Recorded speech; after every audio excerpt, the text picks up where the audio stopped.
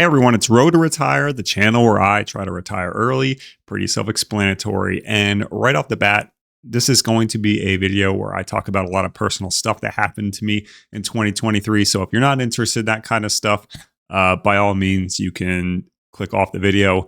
But before you click off the video, I will say thank you so much to everyone who has followed me on my side hustle journey in 2023, who has made YouTube monetization a real thing, and I now am making over $1,000 a month on YouTube.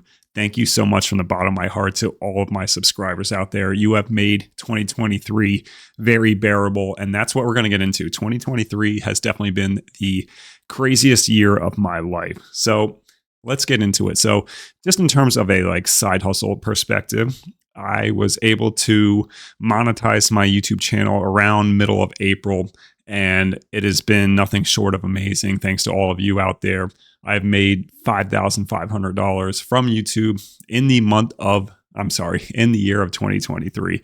So over 5K from YouTube. I never in my wildest dreams never thought I would be making $1,000 a month at this point. Now, will that continue? Who knows? I do need to continue putting in the work and effort and making better content, which I believe if you watch my earliest videos, the webcam is so much better with the ring light. The lighting is so much better. The microphone is better quality. Just everything has improved. My thumbnail game has definitely stepped up. That's more recently, but everything has just improved. It's been awesome. And thank you so much everyone who's watching this has made it a nice reality, and it's amazing. So 2023 was wild. If you've watched a lot of my earlier on videos, I've talked about medical stuff that I have. And for me personally, it's polycystic kidney disease. And last year, I got officially diagnosed with it, August of 2022. And I went on an extreme kidney diet, and it definitely works. My kidney function improved dramatically after a month of extreme dieting. And when I say extreme dieting, I mean, I was all plant-based, low sodium, and I lost 20 pounds in a matter of a month. And I felt amazing. My blood pressure was good. My cholesterol numbers were amazing. And my kidney function was that rivaled that of a 16-year-old. So polycystic kidney disease is it's a hereditary. I have no control over it, where it's your kidneys become enlarged and you get a number of cysts around them. Long story short, maybe in my 50s, 60s, and 70s, we're going to have to talk about transplant, but I should be doing a lot better job than I am in 2023 of taking care of my kidneys, eating really healthy. I'm vegetarian at the moment, but I'm compensating by that by eating so much dairy that it's almost, honestly, I'm probably eating worse by doing all this dairy. But why am I bringing up the polycystic kidney disease? Well, in 2023, my wife and I finally were able to get pregnant, right? And you're saying, okay, what's the big deal with that? We've been trying now for over 2 years to get pregnant, and nothing was going on. And we did everything, the ovulation strips to make sure that she was fertile at the right time and whatever. And at the end of the day, we finally were able to get some testing done. And it turns out I'm the problem, that my numbers are really bad. And there's no we did a bunch of blood tests on me to see if I had any hormones that are out of whack that could be causing this. And the one was a little high, but there was nothing that would make my numbers as bad as they were for fertility reasons. So long story short, it's I'm essentially infertile, but not really. People are in a lot worse situation than me, but to conceive a child naturally would be almost impossible with my numbers. And there's no 100% proof of this, but the theory is that because of my kidney disease, maybe there's something going on there that's causing a, lack of soldiers, for a better term.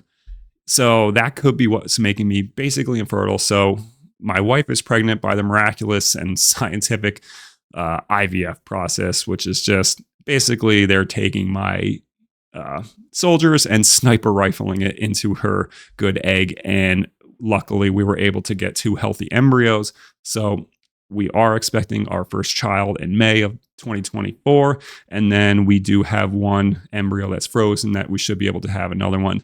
And it's very weird because we know the genders of both of them already. So we have one that's not even implanted. We know both of them are boys. So we're going to have a boy in May, assuming everything goes well and everybody's healthy. And if we decide to have the second one, which we are planning on doing, it's also going to be a boy. So it's been crazy. It's been a wild year.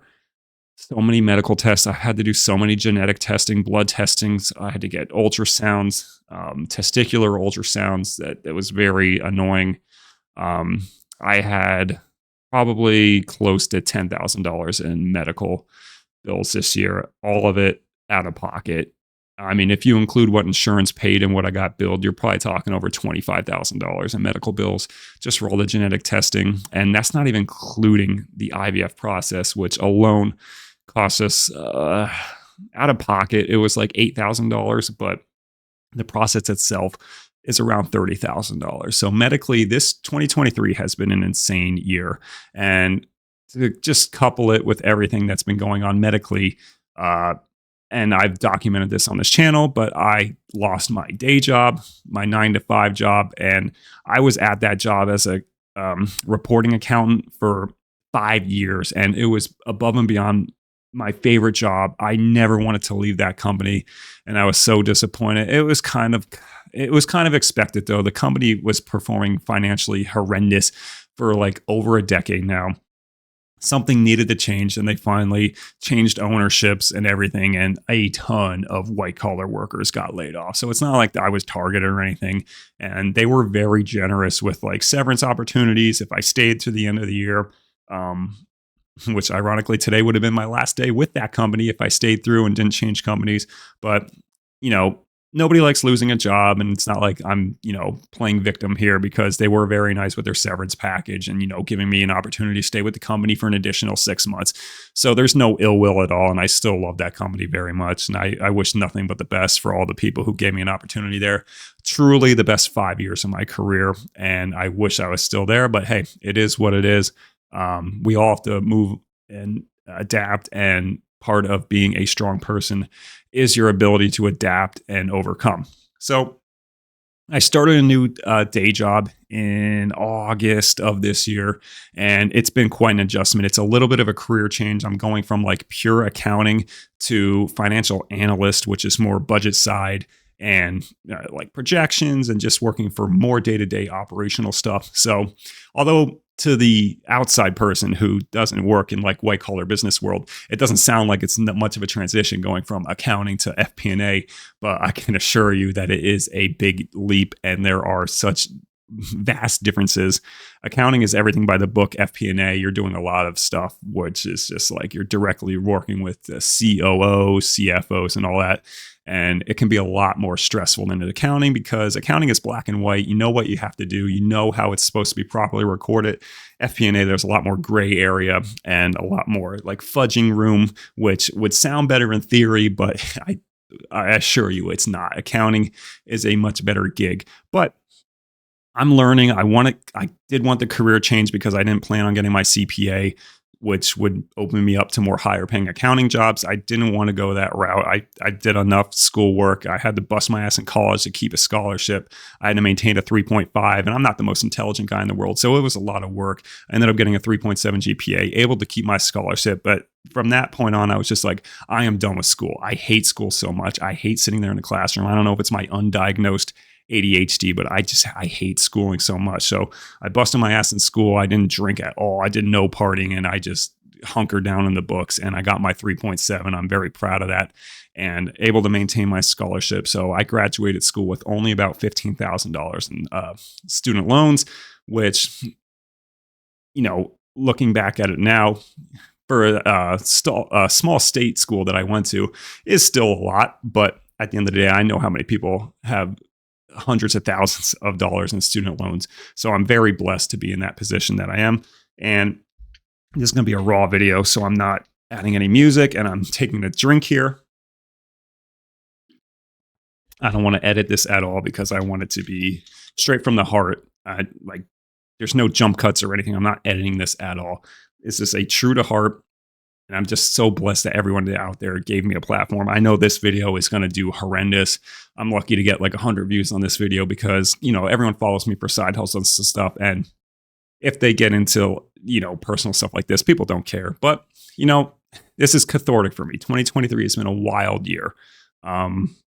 2024 should be really amazing. I mean, I'm finally getting a little bit of a groove into the new job. And I will say the new job has been very stressful on my mental state. I mean, always a new job is going to be stressful, but I think this little bit of a career switch this late in my career, like I'm 10 years into my career now, and I kind of did a switch here. And there is some, correspondence between accounting and FP&A, but not so much to the point where like I can just pick it up at the drop of the hat and I know everything. There is a learning curve, but you know, I'm finally settling into a little bit of a groove. So I think 2024 will be a better year for that. But I'm so excited for the birth of our child. I'm again, knock on wood, everything goes well, but it's going to be such an interesting year. And in terms of like future side hustle plans, I'm definitely going to be doing the 40 to 40 challenge, which is losing 40 pounds and trying to get $40,000 in side hustle income a year. That's a very lofty goal, but you have to set your goals lofty. And if you're just short, like if I set the goal for 40K and I make $20,000 busting my ass to try and get to that 40K, $20,000 is an amazing number.